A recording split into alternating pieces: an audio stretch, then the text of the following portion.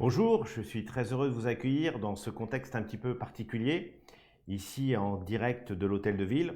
Comme vous savez, nous pouvons malheureusement plus avoir de réunions physiques. J'avais prévu un programme de déambulation dans la ville, j'avais prévu bien sûr des réunions publiques afin que nous puissions échanger sur les projets et les investissements à venir. Donc j'ai utilisé cette nouvelle technologie pour pouvoir éventuellement échanger encore quelques temps dans cette situation-là. Avec, je dirais, l'interactivité qui est la mienne, c'est-à-dire celle de répondre à vos questions.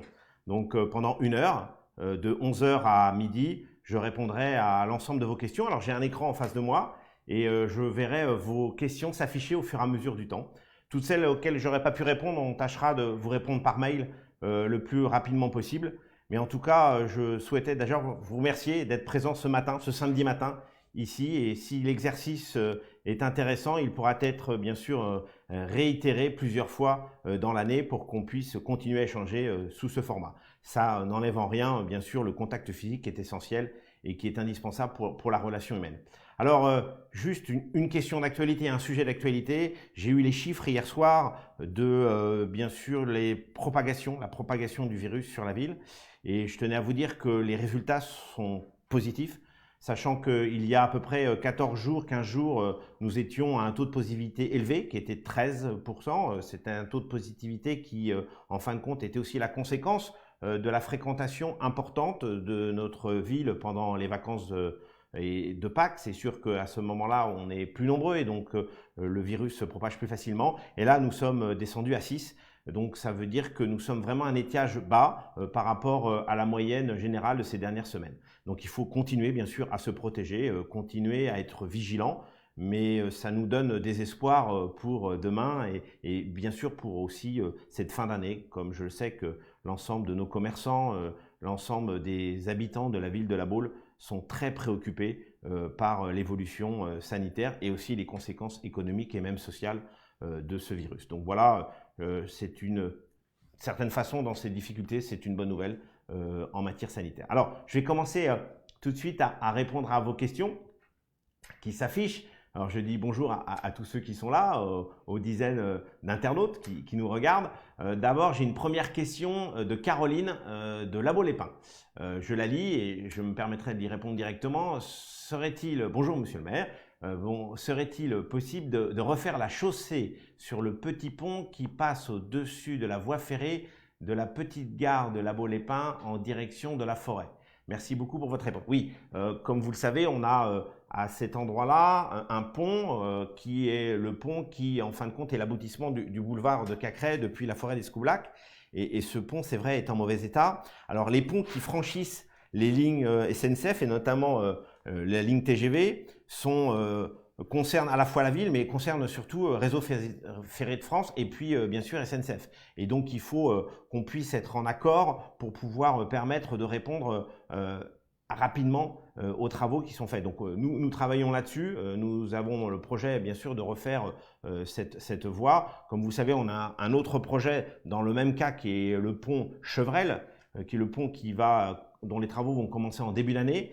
Nous n'avons pas pu faire de réunion physique, mais nous allons diffuser à l'ensemble des habitants un document qui sera un document d'information que j'ai là ici, qui sera le premier document d'information travaux sur ce pont Chevrel, et on vous donnera bien sûr l'échéancier des travaux. Et donc pour ce petit pont, comme Carole précise, au-dessus de la ligne SNCF au niveau de La Baule-les-Pins, bien sûr que nous ferons les travaux nécessaires, mais c'est vrai qu'il faut qu'on le fasse de façon, je dirais, équilibrée. On ne peut pas bloquer tous les ponts au même moment.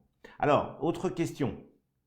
J'ai une autre question de Vincent Allard. Bonjour monsieur le maire, quand nos commerces vont-ils pouvoir réouvrir? La date, merci. Si ça pouvait dépendre de la ville de La Baule, je pense que j'aurais pris la décision très rapidement. Comme vous savez, je soutiens bien évidemment l'ensemble de nos commerçants. J'ai trouvé que la décision du gouvernement de ne pas prendre en compte à la fois la situation géographique, parce que le virus ne se déplace pas de la même façon à La Baule, dans une avenue de La Baule comme dans une rue de Paris, pour moi, n'était pas une bonne décision. Une décision, elle doit être sur mesure, ça doit être du coût humain et pas du prêt-à-porter pour l'ensemble de nos communes de France. Et donc, c'est vrai que pour La Baule, on aurait pu prendre prendre des décisions beaucoup plus rapides. J'espère beaucoup que le président de la République, parlant mardi soir, va pouvoir nous préciser au moins l'ouverture des commerces pour la fin d'année. On en a besoin. Il y a certains commerces qui font près de 70% de leur chiffre d'affaires en fin d'année. Pour nous, c'est essentiel. C'est vrai que aujourd'hui, la situation est difficile, si ce n'est parfois dramatique. Et donc, il est temps maintenant de pouvoir réouvrir en tout cas nos petits commerces, nos commerces de proximité. Vous imaginez bien que les clusters ne se développent pas à cet endroit-là. On l'a constaté pendant le premier confinement et je regrette vraiment que le gouvernement n'ait pas voulu déconcentrer ou décentraliser ces décisions. Nous aurions pu avoir la responsabilité de le faire. Il suffisait de nous la donner. Nous sommes majeurs et vaccinés, tous les maires de France, et on aurait pu vraiment pouvoir adapter la politique sanitaire par rapport à la situation géographique du moment. Mais c'est vrai que le gouvernement a choisi de décider quels étaient les produits non essentiels, qui est un concept assez bizarre, et décide la liste des produits non essentiels à Matignon ou à l'Élysée, c'est-à-dire que le débat se fait entre savoir si les chaussettes sont des produits non essentiels ou le rouge à lèvres. Vous voyez que je pense que c'est des décisions qui peuvent vraiment être prises sur le terrain, comme on dit, c'est-à-dire au plus près des administrés. Alors, autre question là de Jean-Noël de La Baule-les-Pins, décidément La Baule-les-Pins est très présent. Vous avez habité dans le quartier La Jarige, vous connaissez donc l'âge avancé de ses habitants, entre guillemets. Vous avez aussi dû vous rendre compte de la dangerosité des passages piétons du rond-point de la place des Palmiers, principalement dans l'axe des deux côtés de l'avenue La Jarige, dont la visibilité n'est pas évidente pour les véhicules. Avez-vous réfléchi à la mise en place de panneaux signalétiques afin de sensibiliser les véhicules à ces passages piétons? Merci pour votre réponse. Alors, ce qu'il en est sur l'avenue La Jarige, oui c'est vrai, j'y habitais, aujourd'hui j'habite dans le quartier du Guézy, mais l'avenue La Jarige, il y a beaucoup de travaux à venir, beaucoup d'enjeux essentiels. D'abord, on va avoir, et c'est vrai, une signalisation à installer beaucoup plus visible au niveau de la place des Palmiers, parce qu'on voit bien que la circulation peut être dangereuse. On aura aussi, bien sûr, l'aménagement des terrasses, qui doivent être faites sur toute l'avenue La Jarige. Je vous rappelle aussi qu'on est sur le projet de la couverture du parc des Dryades, qui va être un événement très important. Et puis, je peux vous l'annoncer aujourd'hui, nous allons ouvrir une mairie annexe à La Jarige, dans le quartier La Jarige, tout près de la place des Palmiers. Vous savez que nous avons une mairie annexe au Guézy, nous avons une mairie annexe à Escoublac, et nous avons souhaité avoir un service public à proximité des habitants de La Jarige. Et donc, on aura l'occasion avant l'été de pouvoir inaugurer ce lieu qui est un lieu de rencontre, mais aussi un lieu d'information pour permettre à l'ensemble des habitants de La Jarige et pour permettre à tous ceux qui y vivent de pouvoir, bien sûr, avoir un service de proximité.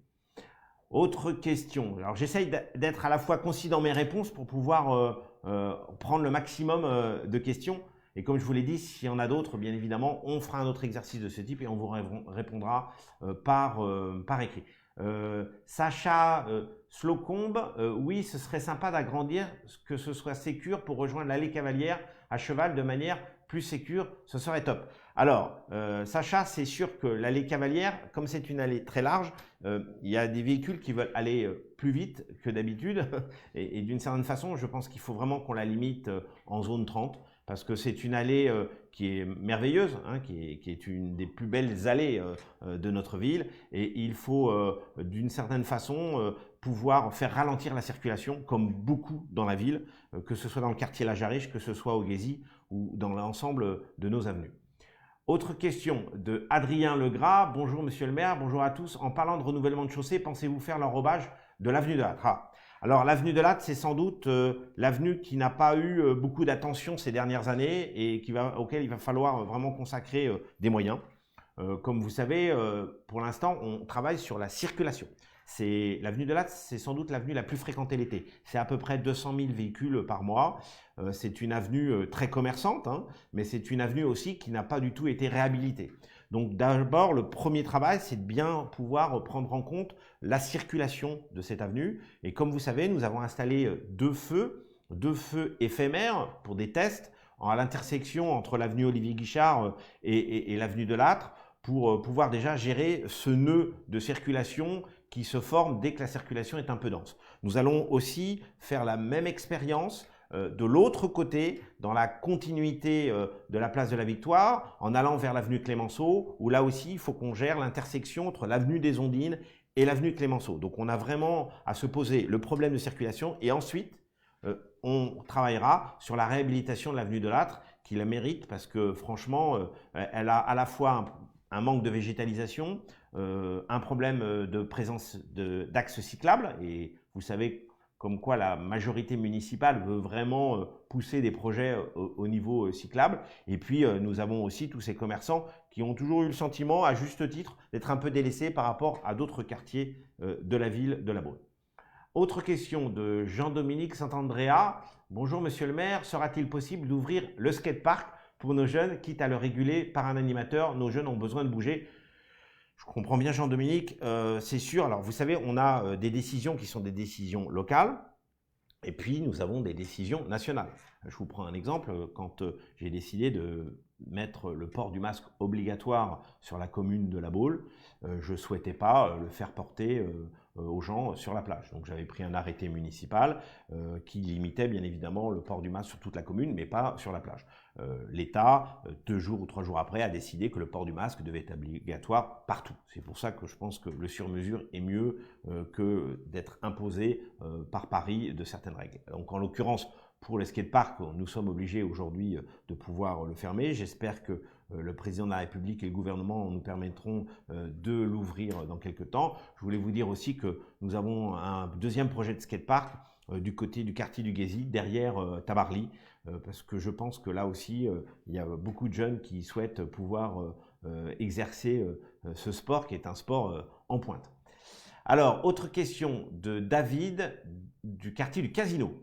Monsieur l'ouvrier, je désespère de voir mon quartier, celui du Casino, dépérir faute d'activité commerciale. Le passage royal se vide au fur et à mesure. Le Casino vivote et les seuls commerces qui travaillent sont les bars de nuit de l'avenue Pavie, et pas encore maintenant parce que comme vous savez ils sont fermés, alors que c'est une vitrine de notre station. Comment comptez-vous faire vivre ce quartier? Bon, d'abord, on a un enjeu énorme économique sur le passage royal. J'ai eu l'occasion de rencontrer les dirigeants du groupe Barrière qui sont totalement conscients de cette situation. Vous savez aussi qu'eux, ils sont en situation difficile du fait du contexte sanitaire, mais nous avons acté plusieurs choses pour ce quartier et notamment pour le Casino. D'abord, nous allons essayer de réanimer le premier étage du passage du Royal. C'est vrai qu'aujourd'hui, c'est le désert et donc il est important, notamment pour les commerçants du rez-de-chaussée, mais aussi pour toute l'activité commerciale de ce quartier, de pouvoir avoir un premier étage dynamisé et dynamique. Alors,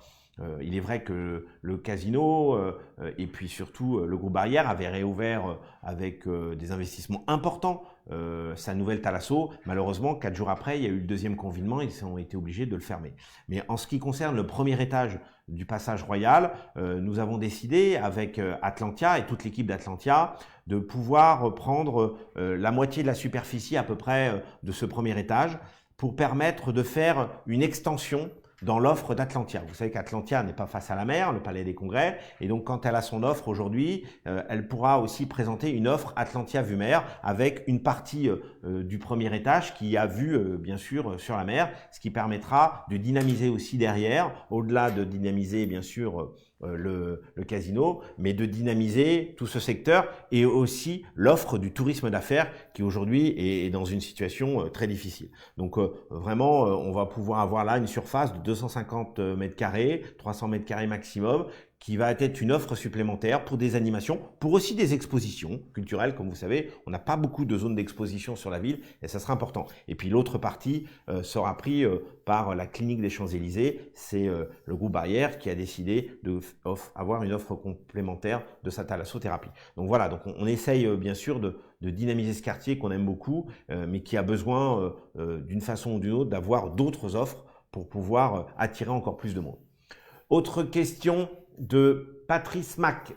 Bien dommage que la mairie annexe du Guésy et plus est, le bureau postal soit fermé le samedi. Ce serait une belle avancée si les services publics étaient aux gens qui travaillent la semaine. Vous avez raison, j'en fais partie aussi. Les électeurs du quartier du Guésy aimeraient être des Baulois à part entière. Bonne journée. Bah, écoutez, je considère que moi aussi je suis un Baulois à part entière, étant donné que j'habite au Guésy, peut-être un petit peu plus haut que monsieur, parce que je suis quasiment à l'extrême est de la ville, dans le quartier à la limite de Villejoie. Mais vous savez, tout mon attachement à ce quartier, je pense que c'est essentiel qu'on puisse investir énormément. En ce moment, comme vous savez, nous travaillons sur la réfection de l'axe entre l'intersection avec Pornicet jusqu'en haut du Gésy, c'est-à-dire le boulevard Auguste Caillot. Il va y avoir des travaux très importants parce qu'il va y avoir aussi de nouveaux arrivants sur ce territoire. Et là, en l'occurrence, sur l'annexe du Gésy, elle est importante, comme vous le savez. Et c'est vrai que si on doit essayer de voir avec la Poste qu'il puisse y avoir, et les services, une ouverture le samedi matin, j'en serais d'autant plus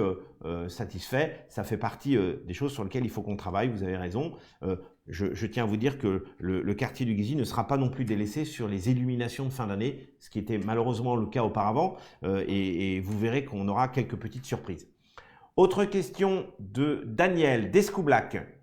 Bonjour Monsieur le maire, je réside depuis quelques mois à la Baule-Escoublac et je souhaite attirer votre attention sur un problème important de sécurité routière à Escoublac. Ce n'est pas l'importance du trafic route du Radeau qui m'interpelle, mais surtout la vitesse excessive de nombreux véhicules, principalement depuis le rond-point du centre-bourg en direction de Kerkesso, allant de plus en plus vite jusqu'au rond-point suivant sans être aucunement ralenti par les chicanes à cheval sur lesquelles on peut rouler. Cela occasionne, je découvre au fur et à mesure la question, cela occasionne des nuisances sonores préjudiciables, surtout quand il s'agit de voitures de sport, mais surtout un risque majeur d'accident. Je vous prie, Monsieur le maire, d'accepter mes salutations distinguées. Merci, Daniel. Tout d'abord, bien sûr que la sécurité est une de nos priorités. Comme vous le savez, nous allons renforcer les effectifs de police municipale parce que, à la fois pour la sécurité des biens et des personnes, mais aussi pour l'ensemble de la circulation, il faut être très vigilant. Nous avons des quartiers sur lesquels, et notamment Escoublac, sur lesquels les gens roulent trop vite. Il faut vraiment qu'on limite la vitesse. On parlera peut-être aussi de l'aménagement de la promenade de mer. Et dans la même logique, on travaille aussi à des radars anti-bruit, notamment sur le remblai, parce que comme vous savez, les deux roues, il y en a certains qui font un peu trop de bruit et qu'il faut falloir vraiment limiter. Mais au-delà de ça, on a vraiment l'intention de pouvoir ralentir et de sans doute généraliser un peu plus les zones 30, parce que les zones 30 permettent d'abord d'avoir des véhicules qui roulent moins vite, d'avoir moins de bruit et de pouvoir aussi associer, je dirais, les voies piétonnes, les voies cyclables et la voiture. Ça fait partie, je dirais, des enjeux du XXIe siècle et notamment pour la Baule. Autre question, Monsieur Murat, Gênes Murat, peut-être que c'est le général Murat, je ne sais pas. La fibre, Monsieur le maire, c'est pour quand toute la ville est des IFI. Alors, la fibre, c'est pour l'année prochaine pour toute la ville. L'année prochaine, toute la ville sera fibrée. Vous savez que l'accouchement a été compliqué, il y a eu des tensions entre Orange, SFR, etc. Et donc de ce fait-là, on a souhaité vraiment avec toute l'équipe municipale accélérer l'installation de la fibre, c'est indispensable. On ne peut pas dire qu'on est une ville attractive sans avoir la fibre pour tout le monde, surtout aujourd'hui, si on veut attirer en plus des jeunes quadras, par exemple, s'installer et travailler au pays des vacances, il faut vraiment qu'on ait la fibre partout. Donc l'objectif, c'est que toute la ville soit fibrée pour à peu près l'été 2021. C'est essentiel. Alors parfois, vous verrez, il y a des techniciens qui sont dans les avenues, qui tirent la fibre dans des fourreaux dans le sous-sol ou en aérien, c'est-à-dire qui relient des poteaux avec la fibre. Mais en tout cas, nous avons vraiment accéléré et mis la pression pour que toute la ville soit fibrée l'année prochaine. Autre question de Muriel Prince. Muriel Prince, co-administrative des Canards Givrés. Bonjour Muriel, je la connais. Donc elle, c'est bien sûr pour tous les quartiers, tous ceux de la baie situés à moins d'1 kilomètre de la plage. Bon, sujet baignade, natation, longe-côte en bord de plage. La préfecture maritime de l'Atlantique a interdit les activités nautiques de plaisance et de plongée. Or, une activité nautique relève de la navigation, ce qui n'est pas le cas de la baignade, me semble-t-il. En outre, la préfecture de Loire-Atlantique, contrairement à celle du Morbihan, autorise la baignade dans le respect d'1 kilomètre du lieu de confinement et d'1 heure quotidienne au maximum. Cette activité doit bien évidemment être pratiquée sous la responsabilité de chacun, en respectant la prudence la plus élémentaire et en s'entourant de mesures de sécurité efficaces. Il est tout à fait évident que je ne prendrai pas le risque d'être prise en charge par les services hospitaliers qui ont bien d'autres difficultés actuellement. Je vous remercie de bien vouloir faire connaître aux Baulois la position de leur maire sur ce point. Mais si ça ne tenait qu'à moi, Muriel, bien évidemment que j'autoriserai la baignade. Vous savez que, je prenais l'exemple tout à l'heure, j'aurais autorisé aussi la promenade sur la plage sans masque. Mais comme vous le savez, nous avons la préfecture qui nous a imposé, et donc l'État, et donc le gouvernement français, qui nous a imposé le port du masque obligatoire et cette distanciation de 1 kilomètre qui me semble totalement je dirais, incohérente par rapport à la fréquentation d'un lieu comme le nôtre. Nous sommes obligés d'appliquer cette règle. Maintenant, je vous rappelle que la police municipale n'est pas obligée non plus d'être présente en permanence sur la plage. Elle a d'autres choses à faire. Mais c'est vrai que là, en l'occurrence, on pourrait peut-être intervenir un peu plus fortement pour que la décision soit prise d'une forme de relâchement quant à la fréquentation de la mer. On peut dire que la distanciation est respectée. On peut dire que d'une certaine façon, le virus se développe moins quand même. J'ai pas le sentiment non plus qu'il y a eu des clusters qui se sont développés sur la plage. Donc c'est peut-être une intervention qu'on doit faire. C'est le cas. J'étais intervenu lors du premier confinement auprès de Jean Castex, c'était à l'époque Monsieur Confinement, pour qu'il intègre la plage dans le concept des parcs et jardins. Vous vous rappelez qu'on n'autorisait pas la fréquentation de la plage et on autorisait par contre les parcs et jardins. D'une certaine façon, pour la Baule, la plage c'est aussi son parc et ses jardins. Et donc de ce fait-là, le gouvernement avait pris une décision contradictoire 2 jours après en réintégrant la plage dans les parcs et jardins et on pouvait fréquenter la plage. Donc là, c'est sûr qu'on a aussi à améliorer cette fréquentation et c'est vrai que ce soit les kiteurs ou que ce soit les baigneurs ou ceux qui fréquentent le Longe-Côte, franchement, je ne vois pas de danger en termes de propagation du virus. Autre question de David Caillot. Monsieur le maire, bonjour. Un projet immobilier serait-il prévu sur le quartier du Guésy? Un projet immobilier, il y en a même plusieurs. Il y en a un notamment, comme vous savez, j'en parlais tout à l'heure, à proximité du boulevard Auguste Caillot et du boulevard Curie, juste entre les deux si vous voulez, c'est notamment l'Hermione, où là vous avez énormément de constructions de maisons qui vont être construites. Moi je veux être quand même assez vigilant parce qu'il y a eu une forte urbanisation sur le Guésy. Je voudrais qu'on y privilégie maintenant un peu plus d'espace vert, un peu moins de bétonnage. Je sais que c'était les derniers terrains qui nous restaient et qu'il a fallu construire, mais maintenant je pense qu'il faut un peu ralentir la construction pour permettre aux habitants du Guésy de vivre agréablement dans ce quartier et ne pas non plus s'apercevoir qu'en fin de compte c'est un quartier résidentiel et uniquement résidentiel. Donc on a aussi à être vigilant et à mixer à la fois des espaces verts, des espaces végétaux et puis bien sûr la fréquentation des habitants. Autre question de Gabriel Boken, j'espère que je ne fais pas d'erreur sur son nom. Bonjour monsieur le maire, y a-t-il un plan d'enfouissement des lignes électriques et téléphoniques dans le quartier du Guésy? Je trouve dommage de déployer la fibre sur des poteaux en bois en très mauvais état. Je donne en exemple l'avenue de Cuy qui est un terrible exemple.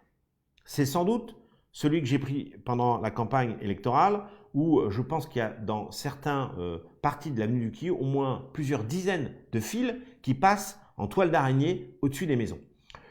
Comme vous savez, le choix de la majorité précédente n'était pas l'enfouissement systématique. Ce qui est différent, nous avons décidé avec l'ensemble de l'équipe municipale d'enfouir systématiquement maintenant les kilomètres de fils qui existent.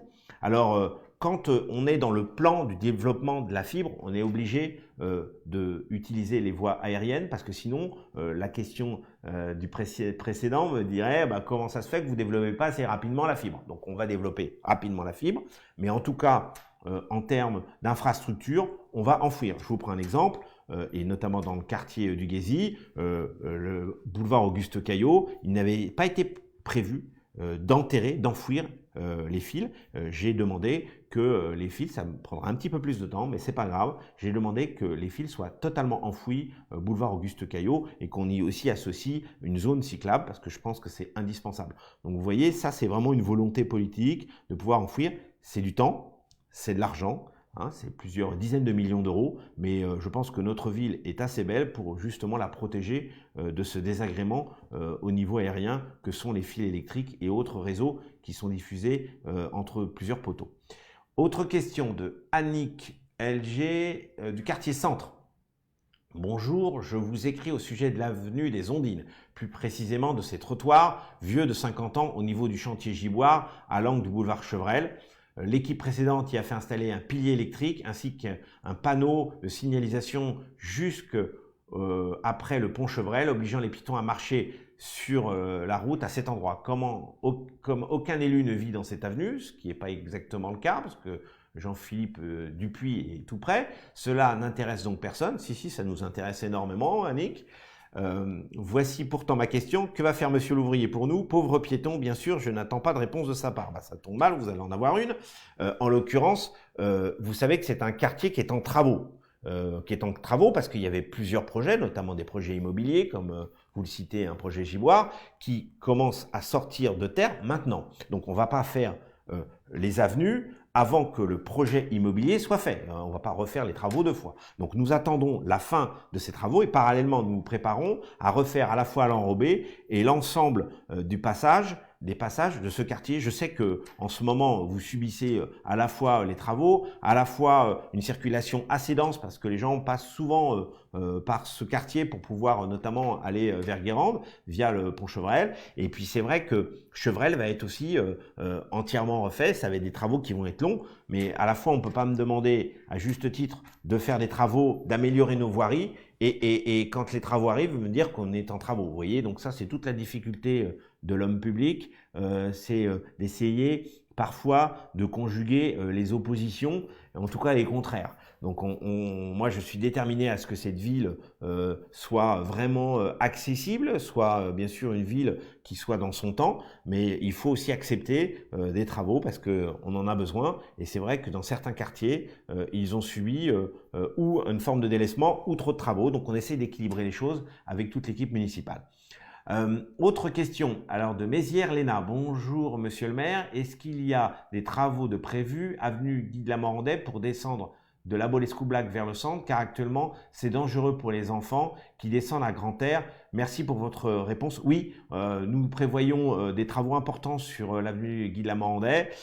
Comme vous savez, et c'est vrai que c'est très fréquenté, nous prévoyons aussi des travaux autour de grand air, parce que là aussi on n'a pas trouvé de bonne solution pour l'instant pour pouvoir avoir une accessibilité qui soit, je dirais, sécure pour l'ensemble de nos plus jeunes. Comme vous savez, je regarde ça avec beaucoup d'attention parce que c'est vrai que c'est un quartier là aussi qui s'est construit, c'est un quartier qui a plusieurs générations de fréquentation d'une certaine façon, il y a les jeunes, il y a les moins jeunes, et donc il faut à tout prix pouvoir investir dans ce quartier qui la Morandais. Vous accepterez d'avoir quelques travaux bien évidemment à ce moment-là. Alors Louise Bolker, bonjour monsieur le maire, vous parliez d'embellissement du Remblai dans votre programme. Pouvez-vous préciser votre idée? Sera-t-il un jour piéton ou semi-piéton? Les zones piétonnes seront-elles élargies? Merci. C'est sans doute le plus important projet de travaux pour notre ville. C'est pas le Remblai, comme je le dis souvent, pas le boulevard de Mer, mais la promenade de Mer.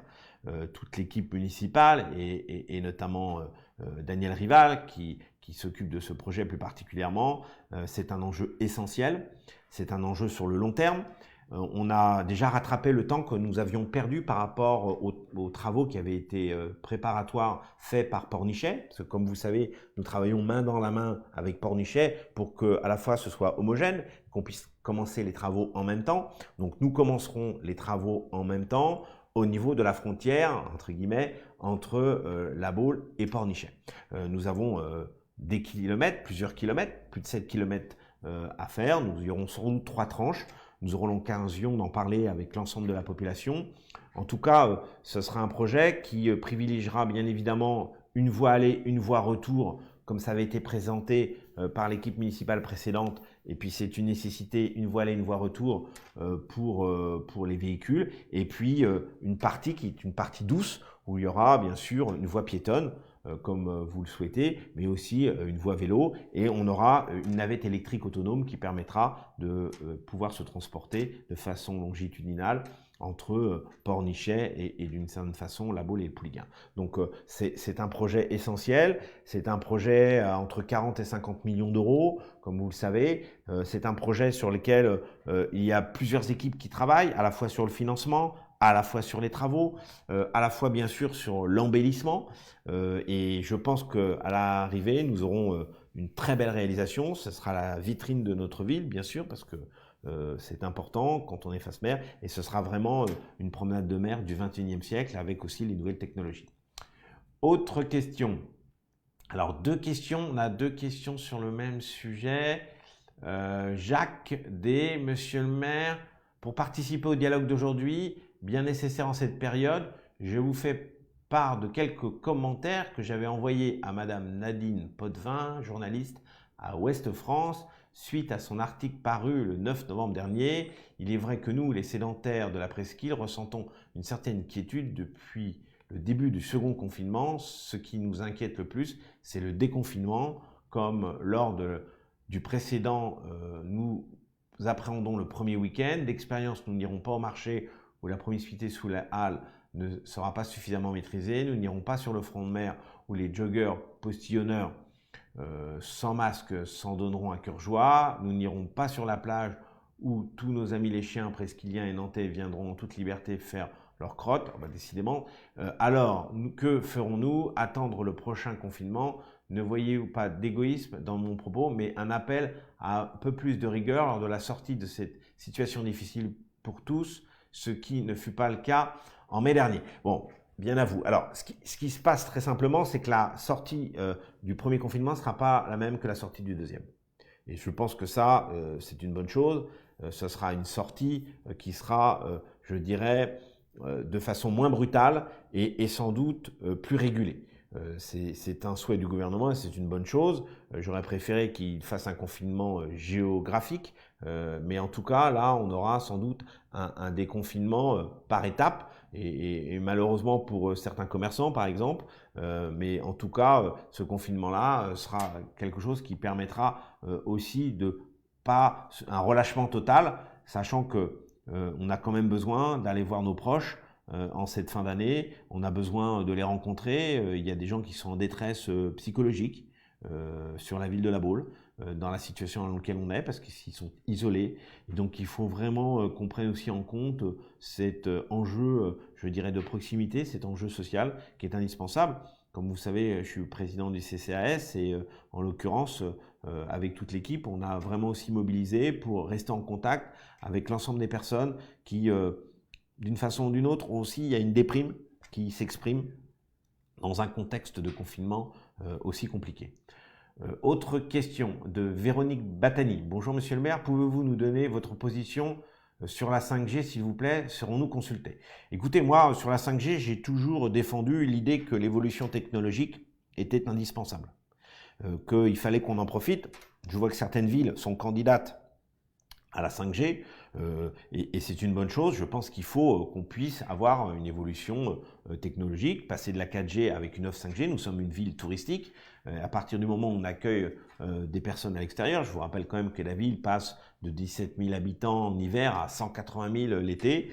Cette offre de 5G, elle est importante. Bien sûr qu'il faut qu'on ait à la fois des assurances en matière de sécurité sanitaire, en matière d'équipement, mais je pense que passer de la 4G à la 5G, c'est utile. Ça permet aussi de réduire le nombre d'antennes, ce qui est une bonne chose. Et donc, il faut que, bien sûr, on soit candidat à la 5G. Je pense que c'est important pour à la fois l'évolution d'aujourd'hui et puis l'offre touristique et notre situation environnementale et sanitaire. Mais bien sûr qu'on en parlera. J'aurai l'occasion d'échanger sur ce sujet, notamment dans le cadre du conseil municipal. Et dès que des réunions publiques pourront avoir lieu, j'aurai l'occasion d'en parler dans chacun de nos quartiers. Autre question d'Attilio Giovanni.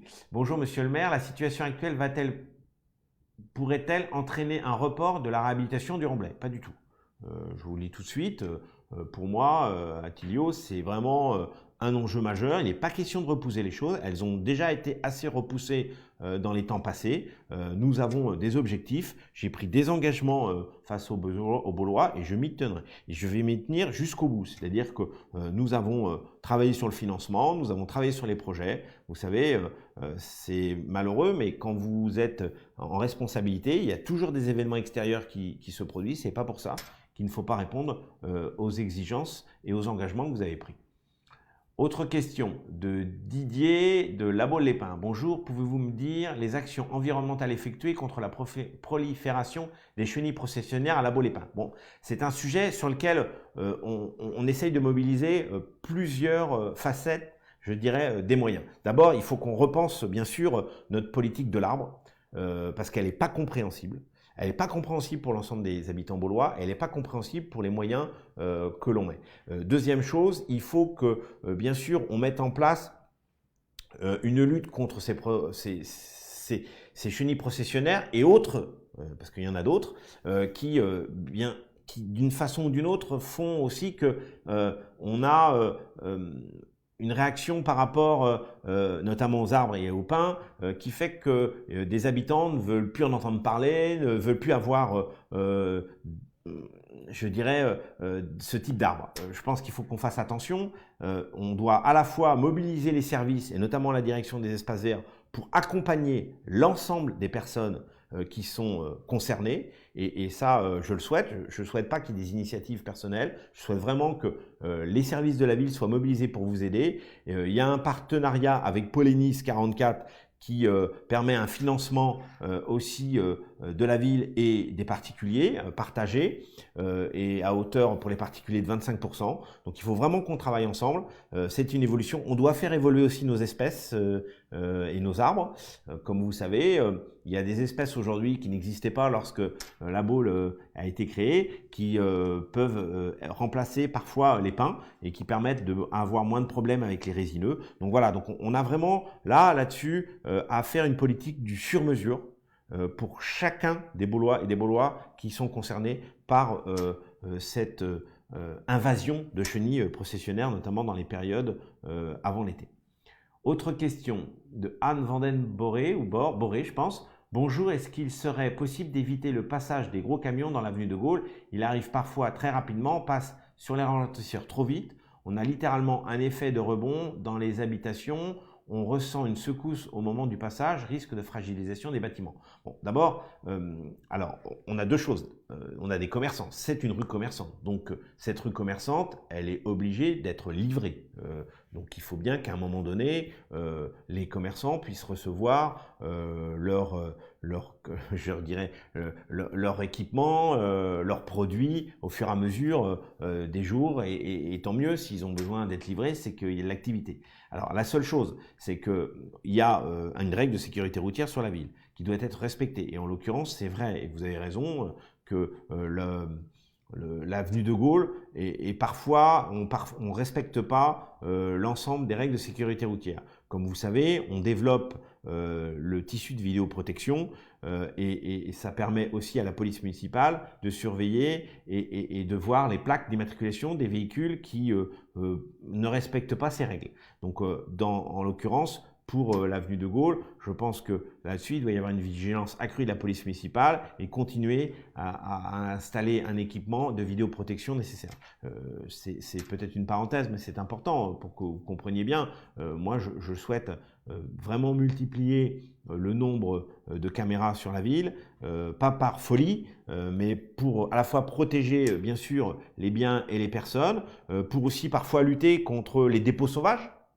Et oui, par exemple, du coin dans le quartier de Bellon, côté pas loin du parc de la Torre, par exemple, je sais qu'il y a eu des dépôts sauvages inadmissibles.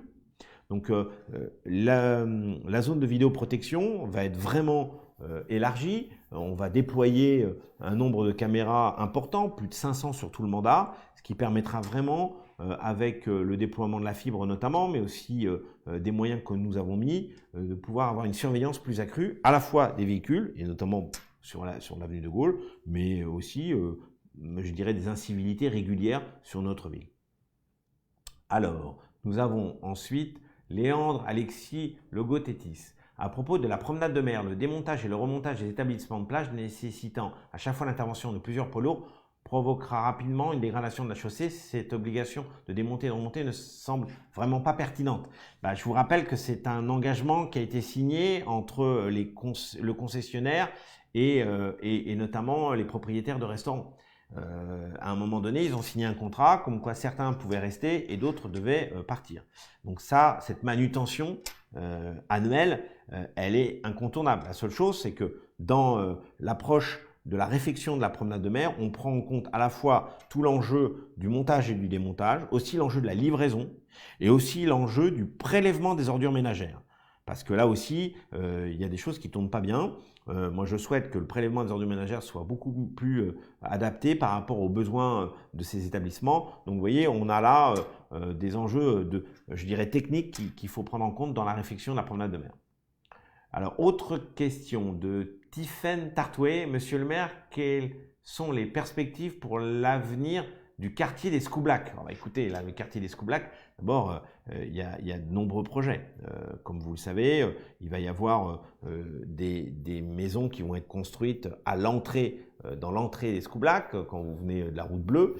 Et là, on va avoir un projet, sans doute peut-être avec la création d'un théâtre, parce que j'y tiens beaucoup. On n'a pas de petite salle de théâtre. Et puis sur Escoublac, on a la destination du presbytère. Donc aujourd'hui, on s'y interroge, on est en train de réfléchir là-dessus. Que fait-on de ce presbytère qui est formidable, mais qui mérite bien évidemment d'avoir une utilité. Et puis on aura aussi autour de l'aérodrome que je préside, sans doute le travail à faire d'une zone entreprise. J'aimerais bien qu'on puisse à cet endroit-là attirer, vu la situation géographique, un peu plus d'entreprises pour qu'ils s'y installent. On a un peu de foncier et je pense que ce serait utile et intéressant de pouvoir y travailler tout en profitant des infrastructures aéroportuaires et puis bien sûr des infrastructures routières qui sont très proches. Donc, vous voyez, on a beaucoup de projets sur ce quartier qui est un magnifique quartier, qui est sans doute celui qui a eu beaucoup d'aménagements ces derniers temps, mais qui doit continuer dans sa dynamique, je dirais, commerciale aussi. Il faut qu'on réfléchisse avec les associations de quartier, là aussi, à l'installation de commerces de bouche supplémentaires, parce que je pense que c'est un atout formidable de vivre à Escoublac, et il faut continuer. Je pense peut-être à une boucherie ou une poissonnerie. Enfin, ça, c'est vraiment aussi des projets sur lesquels on voudrait vraiment pousser certains candidats s'ils étaient là. Alors, Karine Filiol, quelles sont les perspectives d'évolution des impôts locaux étant donné l'envergure des travaux et aménagements de la ville? Ça, c'est une bonne question. Moi, je suis quelqu'un qui tient mes promesses. Comme vous le savez, on aura l'occasion d'avoir un conseil municipal la semaine prochaine, dans lequel je réaffirmerai, au cours duquel je réaffirmerai, dans le cadre du débat d'orientation budgétaire, que nous ne toucherons pas à la fiscalité locale. C'est-à-dire que nous ne souhaitons pas augmenter les impôts, pour la simple bonne raison, c'est qu'il y a des engagements à faire. Par contre, nous aurons des emprunts parce qu'il faut qu'on emprunte pour justement investir dans l'avenir et notamment, on parlait tout à l'heure de la promenade de mer. Donc voilà le choix stratégique qui a été pris et je pense que c'est le bon choix et c'est celui d'abord qu'on avait présenté aux Baulois il y a quelques mois. Autre question de Françoise M du quartier Centre. Alors Françoise M, bonjour monsieur le maire, je me fais l'interprète de 2 personnes résidant place de la Victoire qui demandent si les arbres du jardin de la Victoire sont illuminés cette année au lieu de les laisser un grand trou noir par rapport aux autres endroits illuminés. Vous souhaitez développer la pratique du vélo, parfait, les pistes cyclables c'est bien, mais certaines voiries sont limitées pour le vélo. Exemple, avenue de Diane, entre l'avenue Guy de la Morandais et l'avenue de Tréméac, je vois très bien. Je vous remercie de cette initiative de dialoguer avec la population, c'est très bien, mais la communication doit être suivie d'actes concrets, très cordialement et amicaux. Ça c'est sûr, mais s'il n'y a pas de communication, c'est encore plus difficile de vous expliquer ce qu'on est en train de faire. Donc là, en l'occurrence, sur l'avenue Guy de la Morandais et l'avenue Tréméac, on a bien sûr des difficultés parfois sur les pistes cyclables. Je vous explique, c'est que la largeur des avenues ne permettent pas toujours d'absorber à la fois un aller et un retour et des pistes cyclables en plus et des voies piétonnes. Donc moi j'ai souhaité, et vraiment c'est la volonté de toute l'équipe municipale, c'est de privilégier le vélo. Donc on veut vraiment systématiquement avoir la possibilité ou par chaussée douce, c'est-à-dire mélange voie routière et voie cyclable, ou par voie indépendante, comme on le fait par exemple sur le prolongement de Vélocéan derrière Bellon. On souhaite vraiment pouvoir continuer. Mais il y a des zones où il faut batailler parce que l'espace est pas là. Et puis votre deuxième question, dans la question c'était... Attendez, je le vois bien, oui c'est ça, c'était oui, l'éclairage sur les arbres des jardins de la Victoire. Alors, nous avions un très beau projet pour la fin d'année qu'on a dû annuler étant donné les conditions sanitaires. C'était de faire un village de chalets place de la Victoire. Ça aurait animé cette zone, ce quartier, et en plus ça animait notre entrée de ville, comme il existait le Noël magique, et comme vous le savez, on a été obligé d'annuler bien évidemment le Noël magique, étant donné que ça attire énormément de monde. Et puis, on a été obligé d'annuler aussi le village, comme on a été obligé aussi d'annuler la patinoire, qui était l'une des plus belles patinoires, sans doute la plus belle de l'Ouest, qu'on voulait installer au Salines. Donc, nous avons bien sûr pris en compte le fait que la place de la Victoire doit être plus animé, et notamment en fin d'année, et ça c'est important. Sur la fin d'année, pour rentrer dans le détail, on a pris le parti pris du même coup de mettre des moyens sur l'illumination de la ville. Et comme vous verrez, on va illuminer bien sûr, comme ça le fait d'habitude, dans les quartiers commerçants, mais aussi les autres quartiers et les entrées de ville, essentiellement aussi, qui n'étaient pas illuminées. Donc je pense que c'est important quand vous rentrez dans la Baule, que ce soit pour Place de la Victoire ou par d'autres endroits, par Escoublac ou par d'autres endroits comme boulevard Guy de Champsavat, c'est essentiel de pouvoir aussi avoir l'illumination. Donc voilà, on va mettre le paquet en la matière sur ce sujet. Alors, Marie-Annick Caillibot. Alors, bonjour Monsieur le maire. Serait-il possible d'envisager pour les commerçants et salariés de l'avenue de Gaulle, avenue de Lattre, Marché, pour saison estivale au moins, une carte de stationnement à un coût raisonnable et justificatif d'employeur? Merci pour votre réponse. On y travaille. Surtout que si vous voulez, alors c'est surtout pour la saison estivale, on a des parkings qui sont peu fréquentés. Alors qu'il y a eu des investissements importants, je pense notamment au parking de la Poste, où souvent le R-1, c'est-à-dire le sous-sol, est pas fréquenté. Donc il faut vraiment qu'on adapte là l'offre, qui nous permet d'accueillir plus de monde en parking, surtout qu'il est très proche à la fois de l'avenue de Gaulle et du marché, pour permettre d'accueillir notamment les employés et des employeurs, et ce serait très utile, surtout en période estivale, parce que moi je veux qu'on évite aussi les voitures tampons avenue de Gaulle ou dans les avenues annexes. Autre question de Benoît G de La Baule-les-Pins. Bonjour Monsieur le maire, lors de votre campagne vous avez porté le projet de la redynamisation de l'avenue La Jarige. En effet, après l'été, on peut voir que de nombreux locaux commerciaux sont désormais vides, même si 2 nouveaux magasins viennent d'ouvrir. Je tiens à les saluer, je les ai vus le week-end dernier. Ma question est claire, avez-vous pu déjà rencontrer les bailleurs et les acteurs du quartier et joue-t-il le jeu pour faciliter cette redynamisation? Vous aviez entre autres parlé de task force pour les beaux cours. Avez-vous une idée du temps que cela pourrait prendre pour retrouver à nouveau une rue La Jarige aussi vivante l'été que l'hiver? Bonne journée. Merci Benoît. Oui, vous avez à peu près une dizaine de commerçants de pas de porte qui ne sont pas ouverts l'hiver. C'est inadmissible. Donc nous travaillons en ce moment pour la taxation des baux précaires. Parce que je sais que ça s'est appliqué sur certaines communes de France et nous devons appliquer cette règle ici. On ne peut pas admettre que des commerces soient fermés 8 mois sur 12. Surtout que du même coup, ça tue la dynamisation d'un quartier et notamment de l'avenue La Jarige. Donc franchement, on y travaille avec Laurence Briand notamment et toute l'équipe du service commerce pour pouvoir apporter une solution juridique, viable et fiable, pour imposer l'ouverture à l'année et pas uniquement sur les 3 mois d'été. On ne peut pas, nous, qui avons comme destination de passer de station balnéaire à ville balnéaire, admettre ce type, je dirais, d'utilisation. Donc c'est important, c'est long parce qu'il faut trouver les bonnes voies juridiques, parce que vous imaginez bien que ces bailleurs-là ne veulent pas appliquer les règles communes qui pourraient nous satisfaire, donc il faut qu'on soit bien bordé juridiquement, mais je pense qu'ils vont avoir de nouvelles prochainement. Alors, Mavouille. Bonjour Monsieur le maire, une amélioration des repas servis à la cantine scolaire est-elle prévue? Oui, là aussi, on a mis en place une commission pour travailler sur la nouvelle offre. Comme vous savez, le marché de la restauration collective va être mis fin, en fin de contrat. On est en fin de contrat, on l'a même rallongé un petit peu. Et donc, on travaille sur une nouvelle offre. Moi, je suis très attaché à la reprise en régie directe de la restauration collective.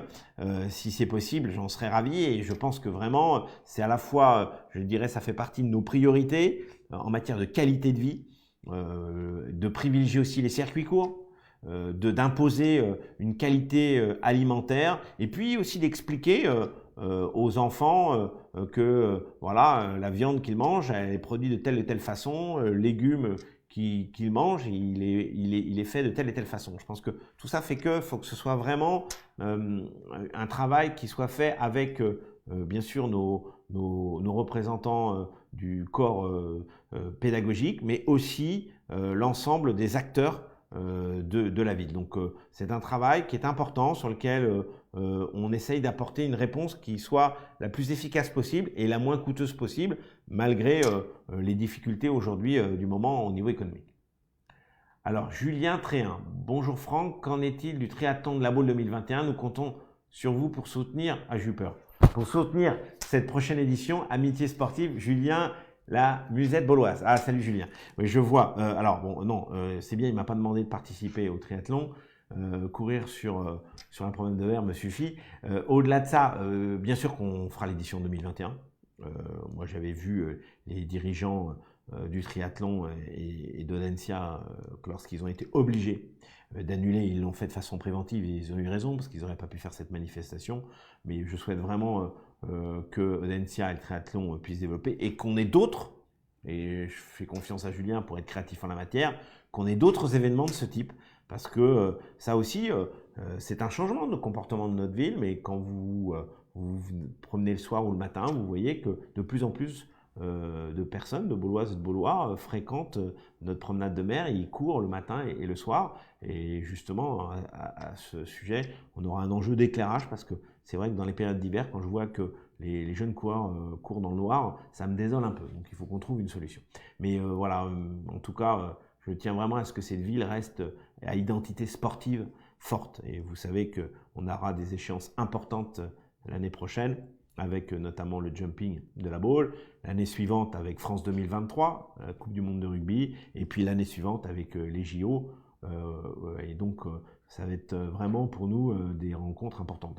À ce propos, j'ai décidé que l'année prochaine serait l'année du cheval, étant donné que nous avons le jumping international et donc il y aura la thématique du cheval qui sera développée dans toute la ville. Je trouve que c'est important que chaque année, on revendique une identité particulière de la Baule. Donc il y aura sans doute l'année de l'aviation, il y aura peut-être l'année de l'automobile, et puis je pensais que c'était important de commencer par l'année du cheval avec cet événement important qui sera les 60 ans du jumping. Autre question de Brigitte Berthaud. Bonjour, promis depuis 20 ans, à quand les trottoirs avenue de la Jaux devenus dangereuses à cause de l'augmentation de la circulation? Ce sont des quartiers qui se développent énormément, il faut qu'on continue à investir et on va bien sûr le faire dans les années à venir. Vous savez, j'ai 10 millions de travaux, normalement, il faut quasiment que je double le nombre d'investissements en la matière. Parce que cette ville a parfois, en la matière, on n'a pas assez investi et donc il faut qu'on continue à surinvestir pour que vous voyez que ça change rapidement. Autre question de Laura Pa. Bonjour Monsieur le maire, je pense qu'au-delà des aménagements de voiries anciennes, dans certains quartiers, il y a surtout un manque de civisme entre la vitesse et ne pas laisser les piétons dans l'agglomération. Il faut le dire, il est dangereux d'être piéton à la Baule. Je voulais savoir si vous étiez conscient de la situation. Oui, parce que je le suis aussi, piéton à la Baule.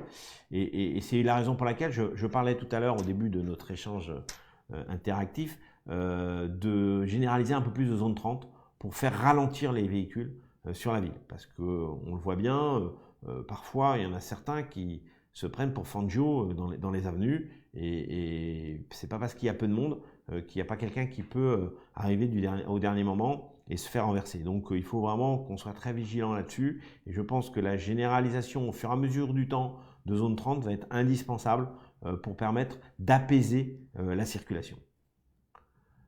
Alors, Claude, j'imagine, c'est elle, je ne sais pas, Poisson. Bonjour Monsieur le maire, il est dommage que vous ne répondiez pas à mes questions concernant l'avenue de Lattre. Il est urgent d'intervenir, le service urbanisme ne bouge pas, faute d'avoir déposé des recours. Alors je ne sais pas sur quoi vous voulez que j'intervienne à l'avenue de Lattre, mais en tout cas, j'ai répondu tout à l'heure sur l'avenue de Lattre. Si vous me précisez quels sont les recours que vous avez déposés, j'en serais ravi parce que je pourrais répondre directement à votre question.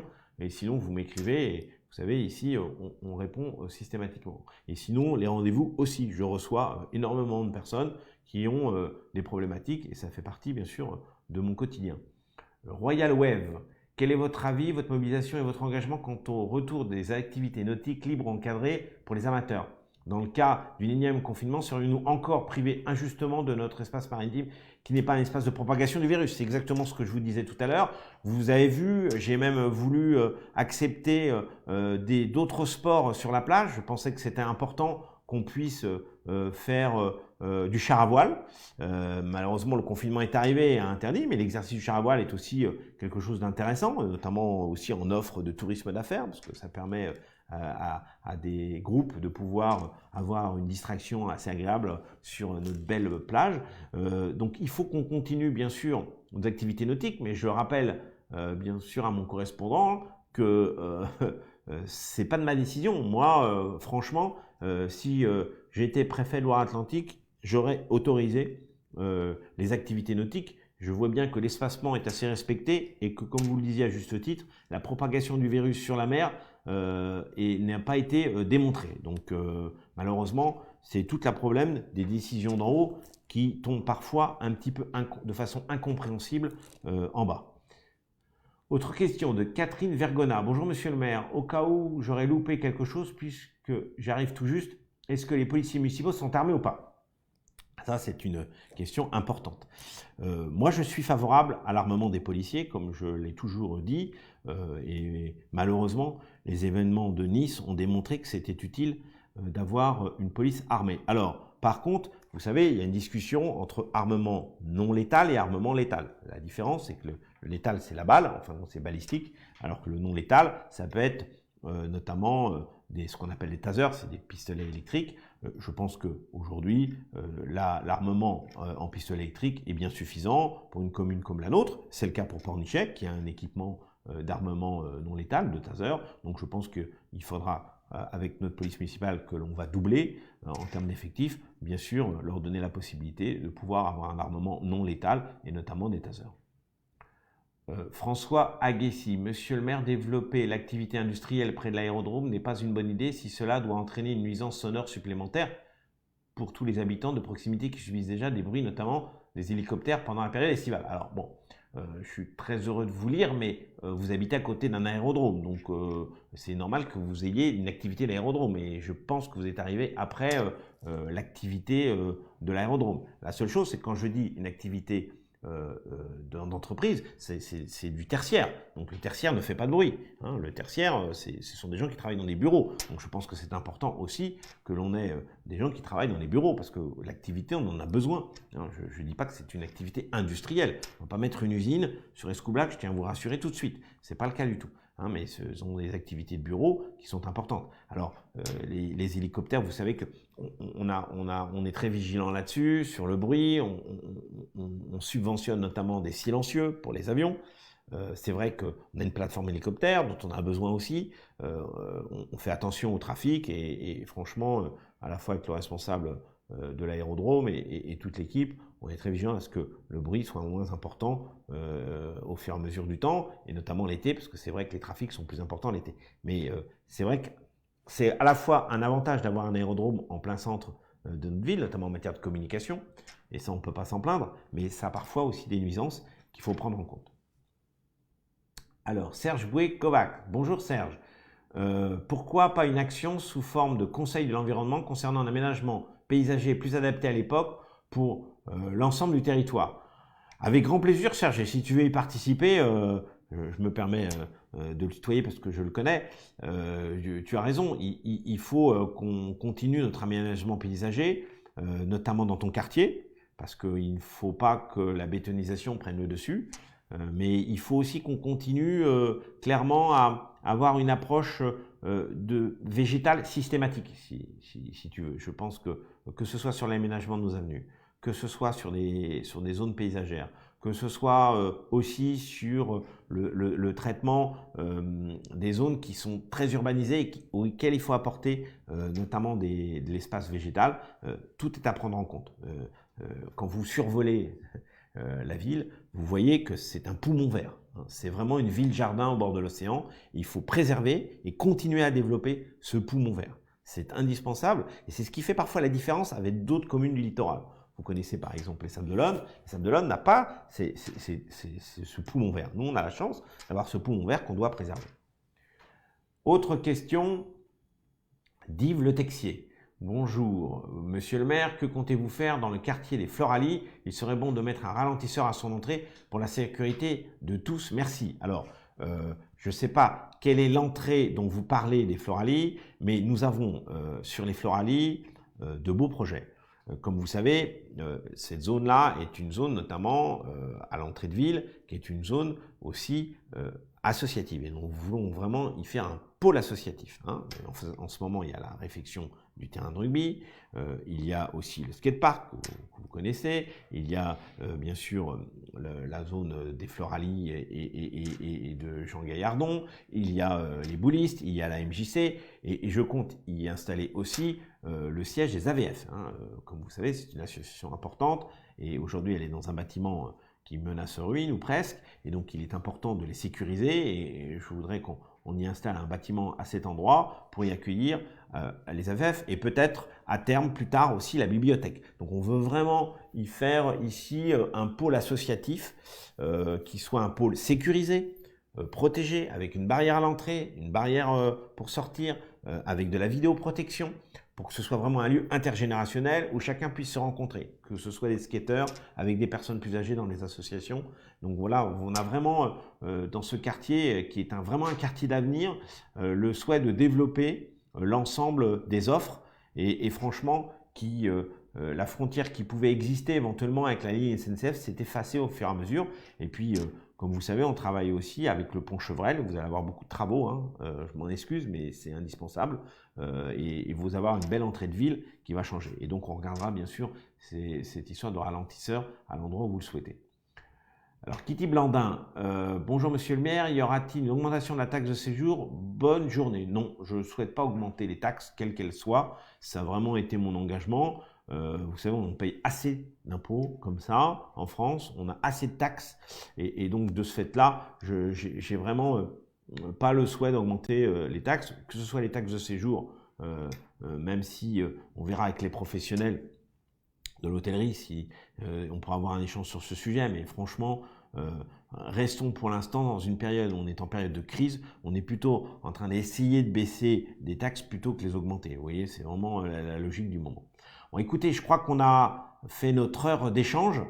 Je vois encore d'autres questions défiler sur l'écran, mais malheureusement, on ne peut pas répondre à tout. Vu le succès, parce que vous avez été plus de 200 en direct à échanger, ce que je vous propose, c'est qu'on refasse un autre exercice de ce type dans les 2-3 mois qui viennent, parce que je pense que c'est important. J'espère qu'on sera dans une autre période sanitaire. En tout cas, la visio a permis peut-être de pouvoir répondre à quelques-unes de vos interrogations. On continuera à avoir des échanges sous des formes différentes. Et bien sûr, aussi, nous avons, et vous devez recevoir notre bulletin qui sort tous les 2-3 mois. Si vous ne l'avez pas, n'hésitez pas à vous retourner vers le service communication de la ville pour le recevoir. C'est aussi un outil d'échange pour nous. Et puis, ce que je voulais vous dire, c'est que nous étions vraiment tous auprès de vous. Nous étions vraiment consacrés à 150% à votre service. Et comme vous le savez, j'ai souhaité vraiment être un maire de la proximité, mais je suis aussi un maire à plein temps. Vous pouvez passer tôt le matin à la mairie ou tard le soir, j'y suis encore. Et ça me fait énormément plaisir de pouvoir aujourd'hui avoir cette responsabilité. Franchement, je m'épanouis beaucoup. Je voulais vous le dire aussi parce que c'est important qu'on ait aussi un échange personnel. Donc on aura un autre rendez-vous de ce type dans quelques jours parce que nous aurons notre conseil municipal en visio, donc en distanciel, vendredi prochain. Je vous invite à vous y connecter à 18 h vendredi, j'espère de 18 h à 20 h. Voilà, en tout cas, merci. Bon week-end à vous. Protégez-vous bien. Pensez à vos proches dans cette période aussi délicate. Et puis, à très bientôt.